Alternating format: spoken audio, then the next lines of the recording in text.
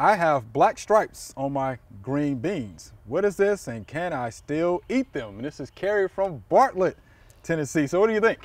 Well, you know, you see that you can see the actual seed inside the beans because there's lumps on them. So I'm wondering if it's the end of the season, you know, a little bit of environmental problems here and there, and some of them are green, granted, but it might just be, you know, a tired plant or the end of the season or wait a little too long to pick or something like that.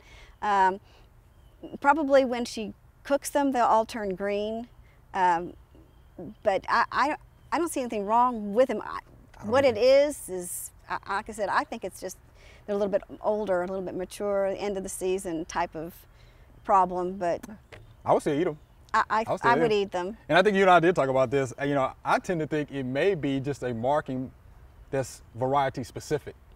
It could be. There are some varieties that have, because I'm thinking about the rattlesnake, you know, beans that have the little purplish looking markings on the pods. Yeah. So it could be just a, you know, marking of that variety.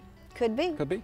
And again, when she cooks it, like when they're the solid purple ones, when you cook them, they turn green. So it's still. I would eat it. I would eat them myself.